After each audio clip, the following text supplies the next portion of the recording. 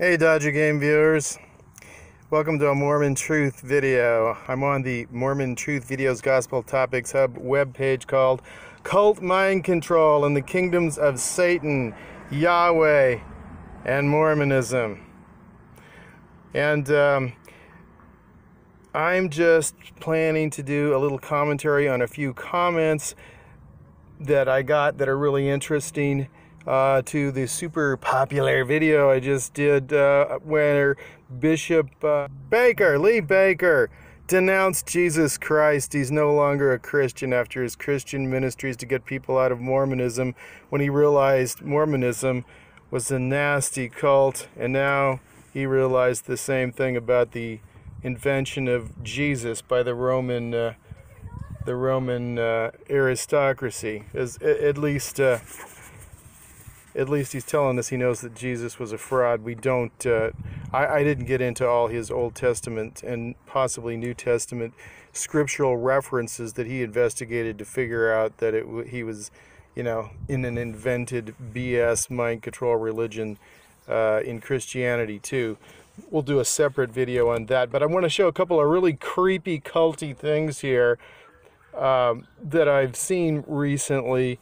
And that I'm going to share. So one was, well, we'll get to the next one next, because I just kind of did a little recording of my concerns with Dallin Oaks and Russell Nelson apparently saying the same thing on something that appears to be super scripted when it's not even, answering a question in this press conference, but it's supposed to be some personal banter.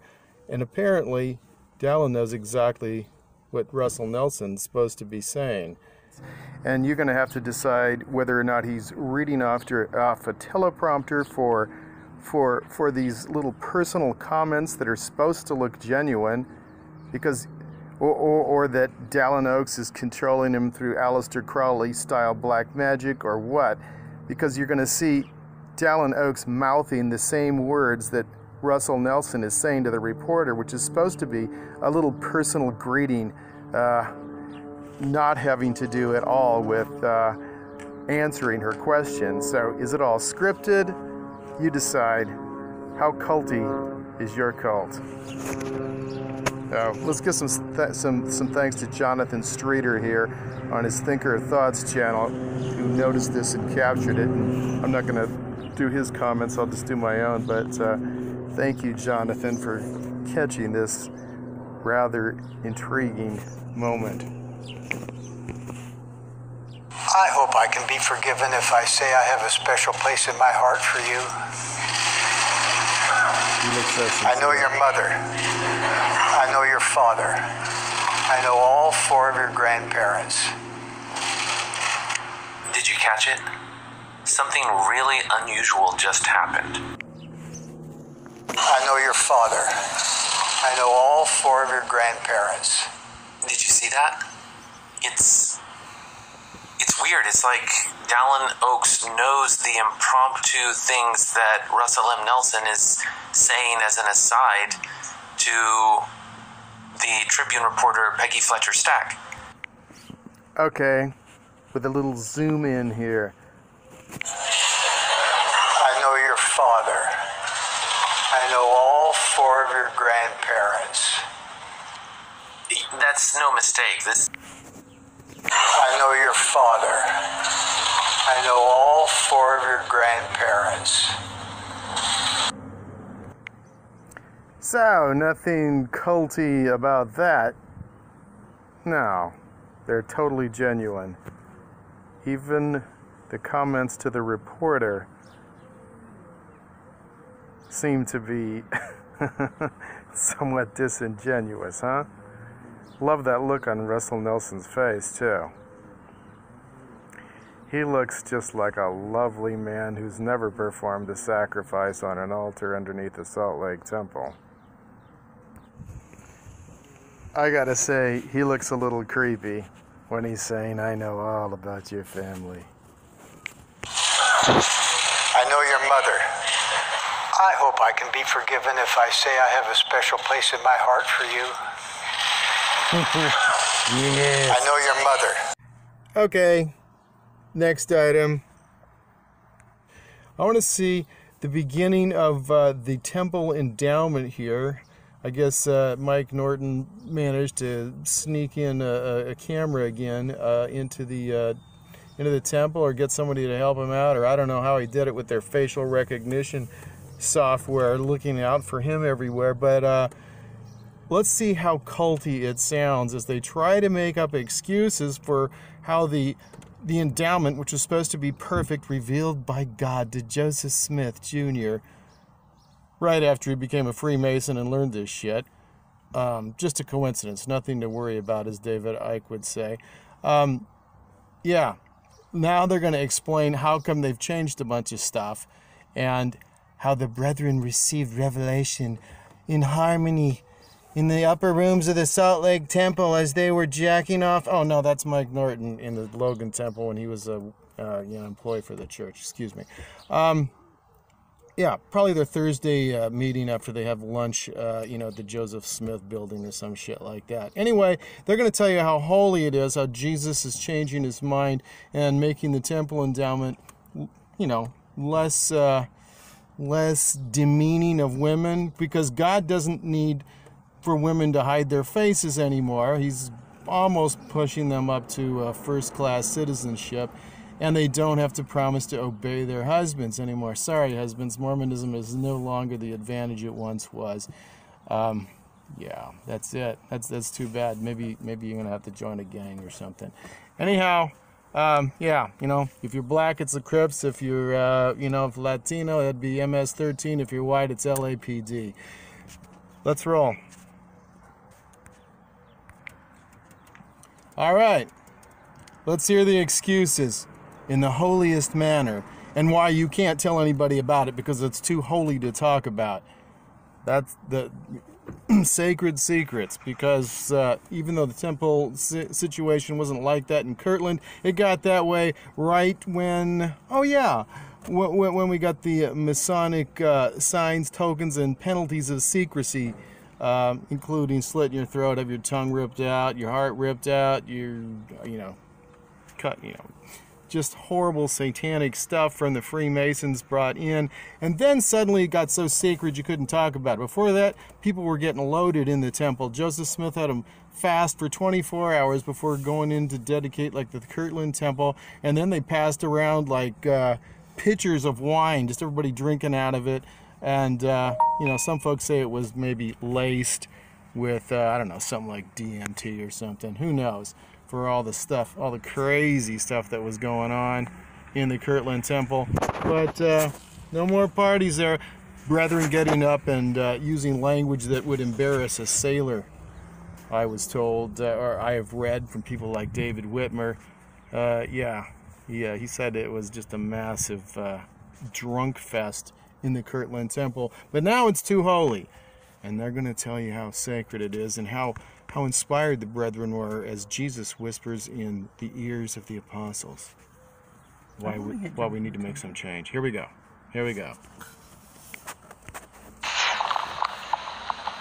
beginning the endowment session, we share the following statement from the First Presidency of the Church.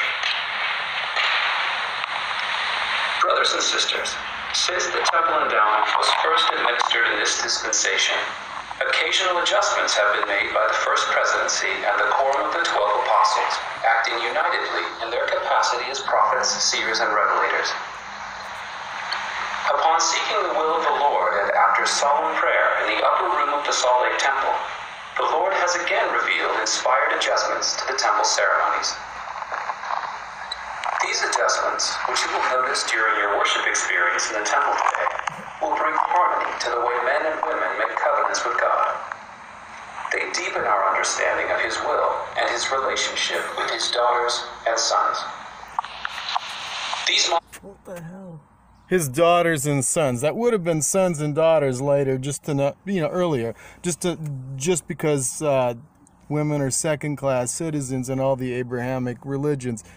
Actually, that's with an upgrade. Really, their property, which Brigham Young explained to Henry Jacobs when he took his wife and kids. as proxy for Joseph Smith, who'd been sealed to Henry Jacobs' wife, and said, "Your wife and children are now my property. So go find yourself a new girl, and this time make sure that, you know, she isn't someone else's, whatever, you know, spiritual wife or bosom buddy." No, that would be Anne of Green Gables. What is it? Kindred spirit, something like that. Yeah. So anyway, women, you're not second-class citizens unless you're getting an upgrade. You're actually just property in the Abrahamic religions, whether it's Islam, Christianity, Judaism, Mormonism, JWism. Anyway, but Jesus is changing his mind. He's getting really PC now. After eons of time and worlds without number, now during the last, you know, few years in this particular world's history, he's just doing all kinds of you know, really progressive shit. Maybe he's in with Hillary Clinton. Let's keep going. Modifications do not affect the sacred and eternal covenants associated with the saving and exalting ordinances of the temple.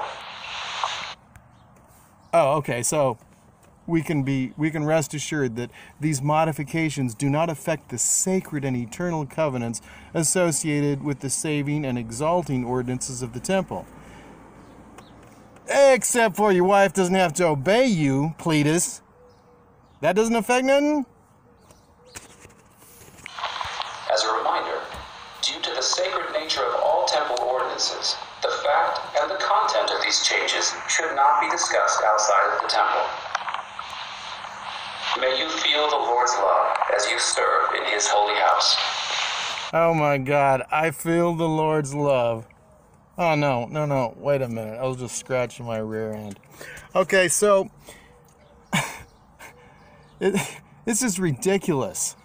This is absolutely ridiculous. You're told that this came in its perfect form, revealed to the prophet Joseph Smith in the same culty language, with this Messiah complex, where you got to basically worship your leader and know that he speaks with and for the holiest of gods.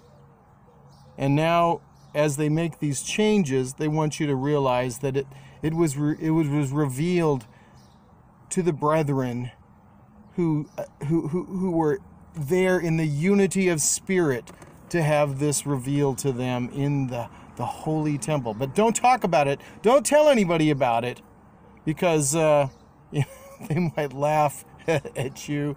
They might say something that causes you to actually think and realize that you're in an outrageously controlling cult where you have been hoodwinked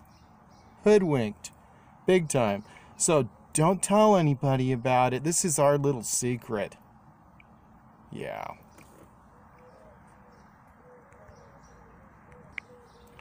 Let's remember, the things that are supposedly to be sacred secrets, specifically that you covenant not to tell in the temple, are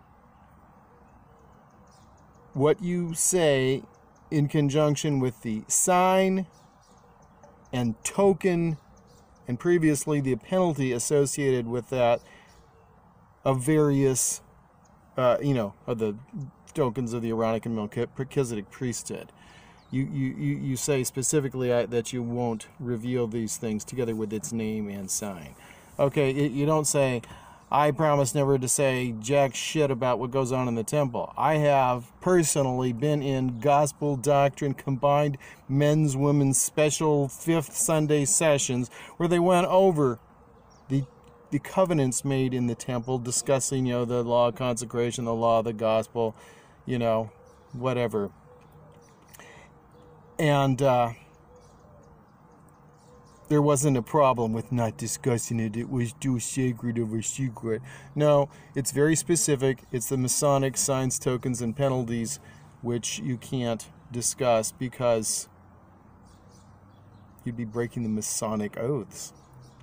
And that gets people killed. Well, at least it got Captain Morgan killed, supposedly, which which was at a crucial timing for the publication of the Book of Mormon and affected what went into it concerning the Freemasons, described as Gadianton robbers sometimes, or just discussing the fact that there were secret combinations, and pretty much described illuminated Freemasonry. That we leave for other discussions. Now, anyone else with a comment?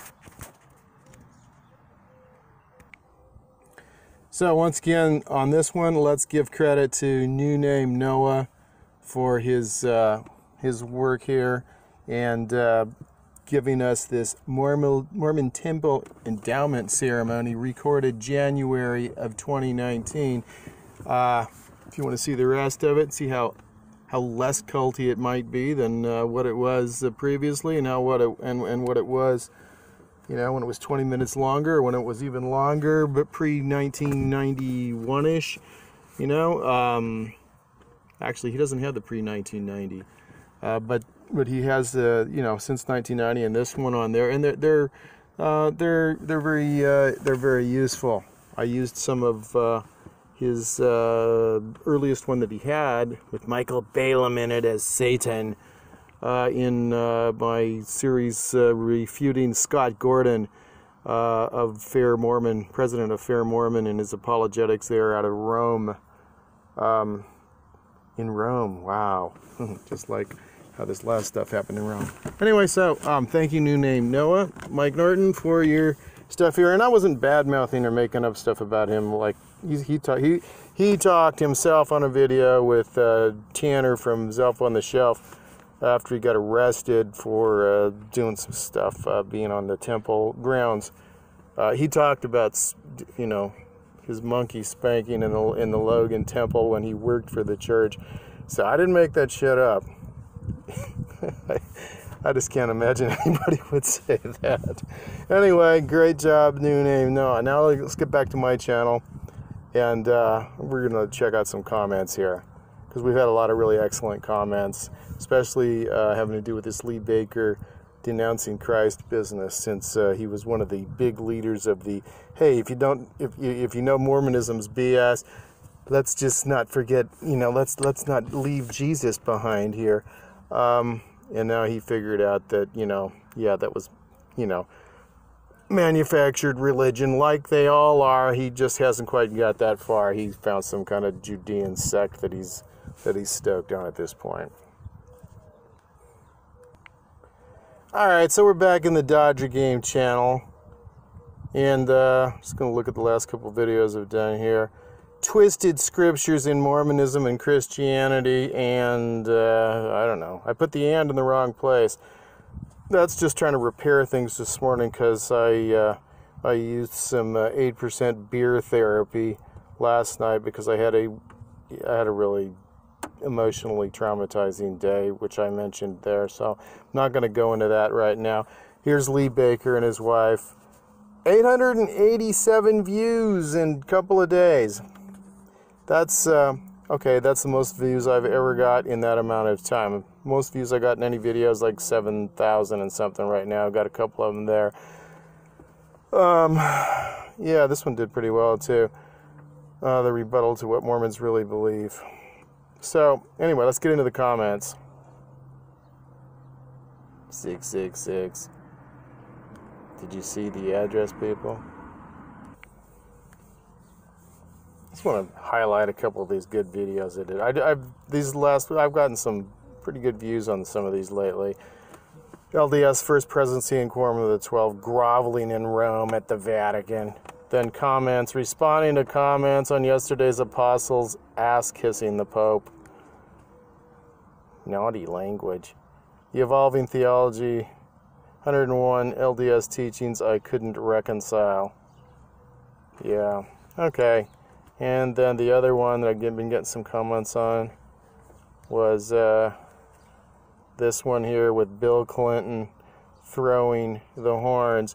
LDS JWRCC, meaning Roman Catholic Church, pedophilia, Satanism, SRA, which means satanic ritual abuse, and human sacrifice in Latter-day Satanism. And that one did pretty well. And then, yeah, I gave interviews on me, on my, introduction and exit of Mormonism, and somehow they did terribly. What's wrong with you people? I got so many views, thousands of views on the one I did previously with not being an interview or even showing me in my mystical hotel room. Yeah, anyway, let's go to the comments now. And these are going to be mostly the ones that I mentioned that we're getting some comments on that I'm going to discuss. Okay, so here we're on the Lee Baker video here. Lee Baker denies Jesus Christ.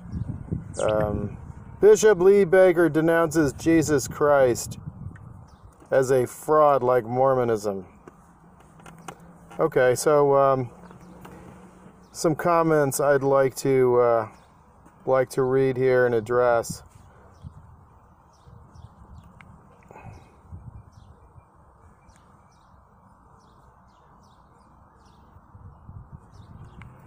Right, this one is by Doctrine Matters.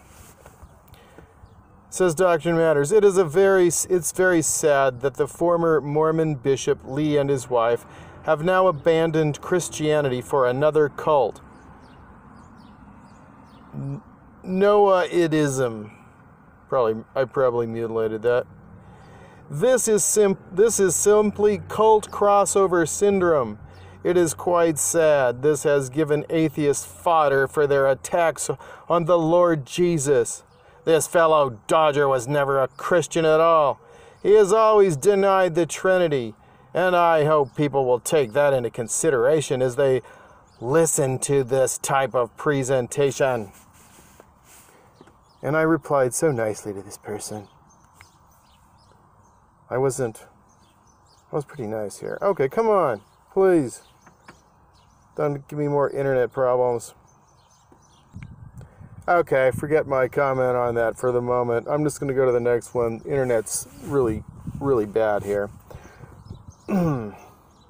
Filming in Portland says, seems to be a natural progression for those who apply the same levels of critique and rationalism to the new religion that they applied to the old one. Or for those who never changed the same critique and rationalism of their religion that they apply to all other religions they critique as untrue and wrong. Most believers, for whatever reason, are unable to get themselves to this level of intellectual honesty to truly apply a rational school of thought objectively and unbiased to their beliefs, especially those foundational beliefs, or as unbiased as one can. For many, perhaps, it's too scary to not know, to not have any certainty in that area. I never felt that way. I'd rather not follow something that could be false, even destructive, and not know, than fool myself into knowing something is true so that I might achieve fallacious feelings of safety or certainty. Or for many, the self-righteousness of knowing the truth and following it when others do not.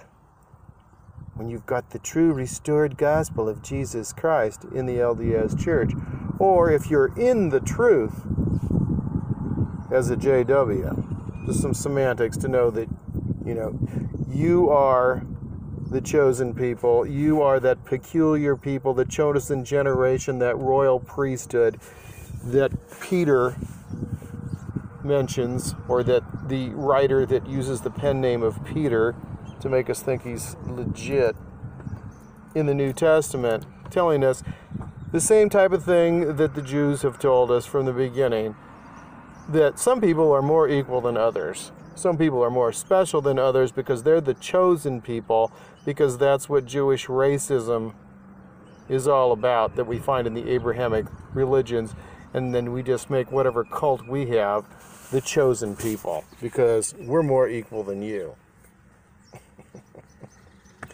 We're more better.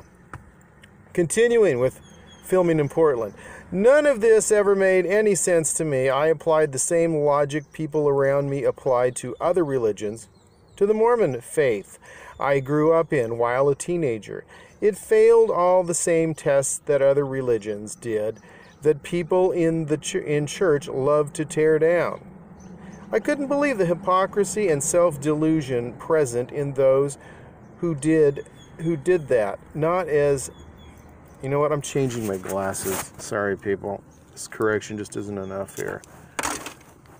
Okay, now the new improved ones, I think. I couldn't believe the hypocrisy, the self-delusion present in those who did that, as not every Mormon will. So once I started a truly objective search of world religions for the next many years, I decided they all suffered from the same core problems. All were essentially the same in many regards, many with recycled stories and concepts, frameworks that religions often use. I suppose because most stem from the same commonplace or places in history. Anyway, it's interesting to see what's happening with the church today, and when people leave it. A lot of heartbreak along the way, especially with those whose family disconnects from them. A real tragedy I've fortunately not had to suffer, said Filming in Portland. And, yeah, Filming in Portland tends to make very astute comments, in my opinion. Really worth taking the time to read. So,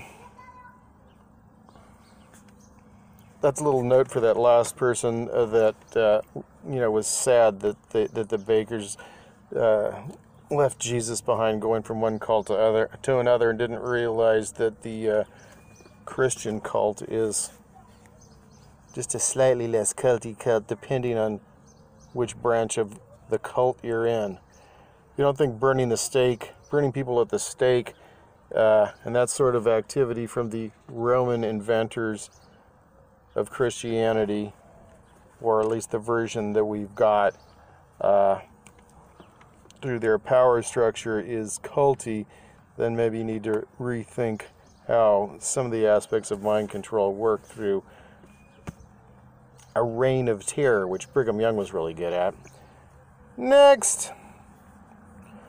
Hey, I've got a good joke for you. How many neo-Nazis does it take to screw in a light bulb? This is by Johnny Phoenix 22 hours ago, and this is pretty much what prompted last night's video subject of the Isaiah chapter 2. They're still trying to figure out how 3,000 years ago Isaiah knew the temple would be built in the Rocky Mountains. Ha! And it shall come to pass in the last days that the mountain of the Lord's house shall be established in the top of the mountains, and shall be exalted above the hills, and all nations shall flow unto it. Isaiah chapter 2, verse 2. So I replied there, plus the fact that I made that video last night, even though I was quickly getting hammered with a 25-ounce 8%er. That sounds like a great idea. What? Getting hammered? Yeah. No, we got a lot of work to do here today. Well, doesn't look like it. Well, don't be deceived. Okay, so, since the internet's not working very well, let's just give my, the quick version of what I responded to the person probably trying to link me with the neo-Nazis. As, who else likes to do that? Oh, Enoch Parks. Yeah, he calls me a neo-Nazi too. That way we can just kind of, decide through the typical mind control techniques of linking someone to something that's already gained, that we've been conditioned to feel is bad, that we can just throw out everything else they had to say. But as one of my children told me once, even Adolf Hitler did some good things, Dad. So you don't just throw everything out because someone does something that's associated with something that you're taught not to like. You examine every fact on its own merits. And so right here, 3,000 years ago, well, the book of Isaiah was probably at the most being, written, claimed, I think, to be written 600 BC. So Sorry, you missed by at least like 400 years there, pal. Tops of the mountains, the Rocky Mountains. The Rocky Mountains are not there. You're talking about the Wasatch Front, bro. Maybe you better go to Colorado. How about a geography class? Have you seen Google Maps? So no, it's not in the Rocky Mountains. Just because they said that, in some talks, doesn't really make it real. And they're not in the tops of the mountains. They're in a mountain. They're in a valley between some mountain ranges. You're offline, bro. What else? Verse number 1 clearly states that this was about Judah and Jerusalem, what would come to pass, because that's the way they do it. They repeat things the way they did. Like they say the same thing 2 different ways. It shall come to pass in the last days that the mountain of the Lord's house shall be established in the tops of the mountains, and shall be exalted above the hills, and all nations shall flow unto it. Well, guess what? Judah and Jerusalem, and what we're talking about, I'm talking about like the next verse, where it says, for out of Zion shall go forth the law and the word of God from Jerusalem. Zion is Jerusalem. Anyway, I explained that last night. So, yeah, it even though you got Ziontology there in Salt Lake City, sorry people, the Bible does not acknowledge Salt Lake City as Zion. Anyway, yeah, sorry Johnny Phoenix. Strike 1, strike 2, strike 3, you're out. Braveheart 777 says, the Jews may be chosen, but they are not his elites. It is all the way you interpret the Bible. I have been through many things that say there is a Jesus, and the Mormons are wrong. So are the evangelical. Don't like the Bible pounder who screams and yells his point. Catholics are truly wrong. No church because of corruption. It depends on how you were raised. I did reply to that, and as long as the internet sucks, I guess we're just not going to see what I had to say.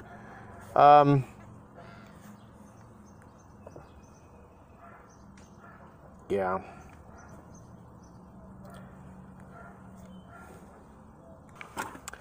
Borrowed Tomb says, I find it ironic that had it not been for the change in civilized thinking after the 1st century, we might accept the justice of the ancient world as the norm. I find the New Testament to be quite enlightened. Men are told to treat wives as equals. Treat your servants as you have been treated by your master, because God has been good to you. Don't even threaten a servant. Ephesians chapter 6. There is no racism in the New Testament. If we lived by the New Testament, we would be doing well by our neighbors. Okay, so I disagreed with Borrowed Tomb on some of those points, and Borrowed Tomb responded rather articulately. We get a lot of nice comments from Borrowed Tomb. However, I disagreed strongly on the there is no racism in the New Testament, and brought up the point where Jesus, in the story with the Canaanitish woman, it's Canaanitish in one of the Gospels and Phoenician in the other, but if you trace the lineage on both those, it goes back to Canaan's children, I think, or some of Ham's children, anyway, whatever. So yeah, Jesus says, sorry, when the lady asked to have her son blessed, who's sick or something like that, and dying maybe, and Jesus says, I came to bless these Israelites, and, I didn't, these blessings of the kingdom, or these blessings are intended for the children of the kingdom or something, not for the dogs. So that's if you went up to the president of the Mormon church and said, can you help me out? And he said, nah, these blessings aren't intended for the dogs. They're only for Mormons, or for Negroes or whatever, he said. You'd feel that was pretty racist or unkind. And what Jesus is doing there is he's saying, you're not of the chosen seed, you're not of the chosen race, you're not a Jew, and, sorry, I'm not going to waste my powers on you and your lousy kid. And then she begs and says, oh, please, even the dogs eat from the crumbs that fall from the master's table. And he goes, okay, woman, I'll give you a blessing, I'll bless your kid, because, I haven't even seen this great of faith in all Israel. So what the heck, I'll waste a blessing on a Negress or a Negro's child or something like that. That's essentially what he's saying there. Don't hate the messenger. Read it yourself. It's in 2 different gospels, and he's clearly really being snide to the lady in that story, because it's all about Jewish supremacy. And so, yeah, that's pretty racist. So Borrowed Tomb took issue with me on that as well, and I think that she's just kind of trying to, find an excuse for Jesus and say it was all about what the other disciples were willing to do. I don't agree, but take a look at what her comments are and what mine are, and, let's just see, investigate what you have there and see what you think. I think that Jesus is full of it, and I've stated my case many times on different issues, because he goes ahead and endorses the God of the Old Testament, who in Mormonism is Jesus in premortal life, or is his father in JWism, I suppose. And in Christianity, they're all this one mystical 3-in-1 dude. So he's an asshole in the Old Testament. He's murdering his own children, letting Moses sacrifice virgins and give other virgins to his soldiers to rape, and murdering their children and all the mothers because, they don't want to catch an STD from them or something. Moses is, whether or not he was a real person or just a renamed Egyptian pharaoh, he's as much a piece of shit as Brigham Young or Aleister Crowley. Which brings me to Rachel, who made a number of nice comments here. And as we know, I don't always agree with other people. Everybody doesn't necessarily agree with me, but everybody that's sincere and representing their point, rather than pulling the kind of apologetic nonsense deflection techniques that you get from people like Enoch Parks and some of these guys with their attempts to just smear. You know what? Sometimes we can disagree and be friends. As long as we're sincere, that's what we're here to do. I believe in freedom of speech. So let's go. Rachel says, the God of the Old Testament did not change. We don't really understand what holiness is. His anger management is explained in 2 Corinthians 5:18, quoting, and all things are of God, who hath reconciled us to himself by Jesus Christ, and hath given to us the ministry of reconciliation, to wit, that God was in Christ, reconciling the world unto himself, not imputing their transgression unto them, and hath committed unto us the word of reconciliation.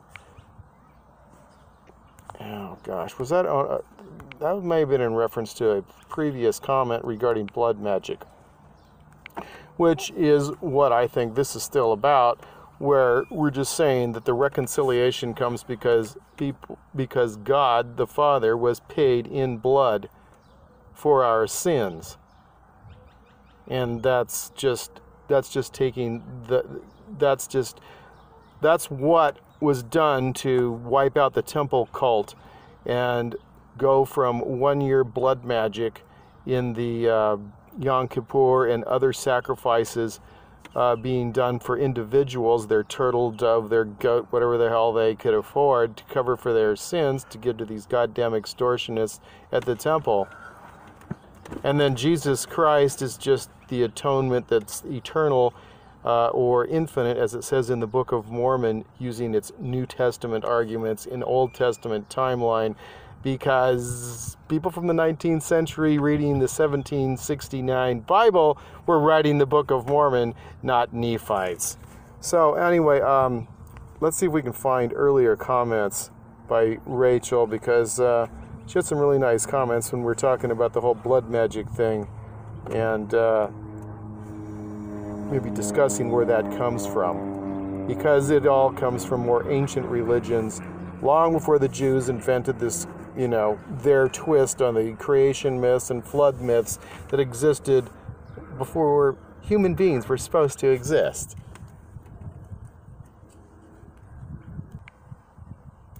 Okay, so I guess I'm just going to have to go off of memory, because I really liked some of the conversation there with Rachel Lewis 68, and I just my internet connection is so bad right now I can't see it. So anyway,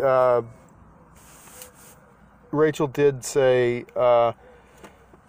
that she felt like there was a creation and an intelligent design. I don't think she used that word, but basically, she's like, seriously, do you believe in the whole, amoebas thing and evolution completely, and that there's no, no room for a creator? Because she feels that there probably is some kind of a creator, a God, and he has things that she feels validate that. And I really maybe I should just do that in another video. I'm sorry my connection's so bad. And I'm just going to say I agree with some of that, but he's an asshole. He's really an asshole. We can see it all throughout the Old Testament. We can see it the way he runs the world now. And, just going on this business about, well, he gave us free agency, all the arguments that are used to justify the shitty management of this earth that would have to be attributed to a God, that are just, in my mind, irreconcilable to what we're told, the purpose of life here is, to become like Heavenly Father and Heavenly Mother and all that sort of a thing. There are stark contradictions in the actions of this God. I was listening to a rather astute atheist who was discussing the arguments of whether, if God's holy, or if he's good, and he's all powerful, then, why are some of the things the way they are? Why doesn't he just wipe out Satan, right? Oh, well, we needed opposition in all things. That's a good Luciferian doctrine that we brought in Mormonism, but that's not necessarily something that Christians believe. And the other thing I was going to mention there was that he's not consistent in his actions with what's supposed to be a good moral compass, murdering babies and nursing mothers and dads that are just trying to take care of their families because they belong to another race or religion. He wants this land for his Israelites. They worship a different God. Maybe they don't worship any God, but it's his, his competitor, his brother Baal, that sort of a thing. You don't, sacrificing children and mothers and, giving women to be raped. You can't justify the actions of Moses or Joshua. You can't, or Brigham Young.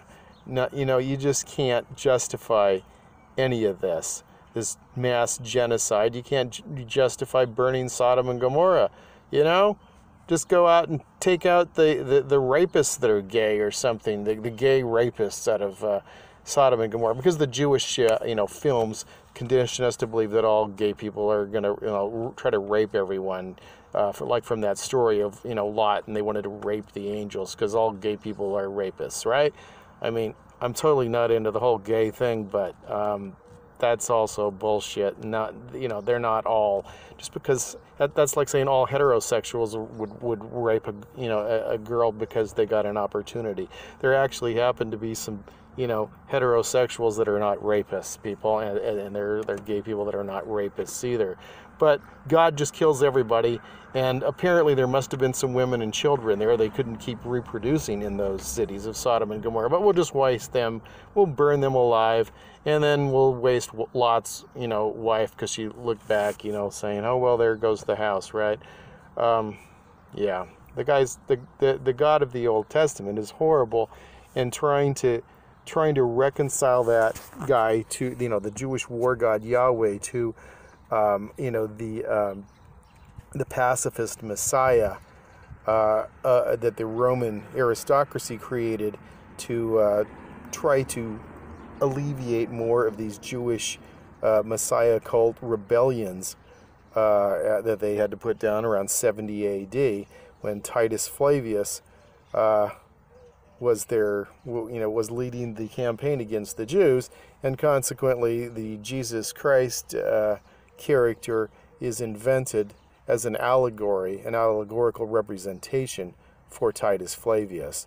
If you read the history and of the battles and stuff written by Flavius Josephus, in other words, a Jew adopted into the Flavian family to be their chief propagandist and to create, some kind of evidence to believe in this Jesus Christ figure. So, the God of the Old Testament, not a morally decent individual. He's completely egotistical and a total freaking psychopath. So no, everybody that jumps up and down and says Jesus is wonderful, sorry, he endorsed this asshole who apparently is him in his alter personality if you're Christian. Anyway, so there's no excuse for it. That's why I'm anti-Jesus Christ myth, just like I'm anti-Mormonism myth, because it's all a bunch of cult mind control to help control people for the elites. And besides, if Jesus was going to do something useful, he wouldn't say shit like, it's not what goeth in your mouth that defileth a man, it's what goeth out. Because if you say naughty words, you're a bad person. But, go ahead and,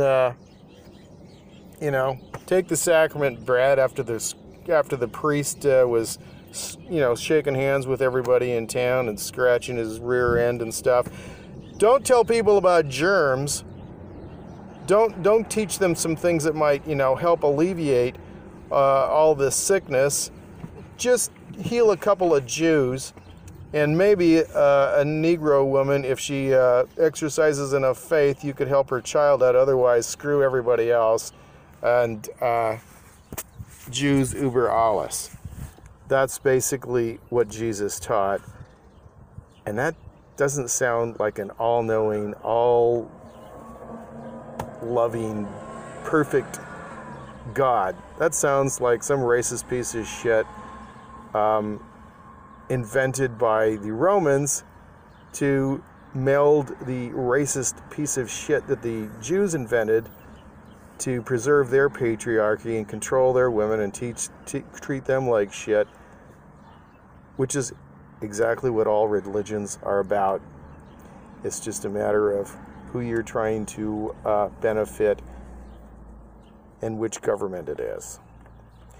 In the name of the age of reason, I'm going to get to work on some other things. Like, subscribe, share, do all that kind of shit, because Google isn't doing a good enough job of it.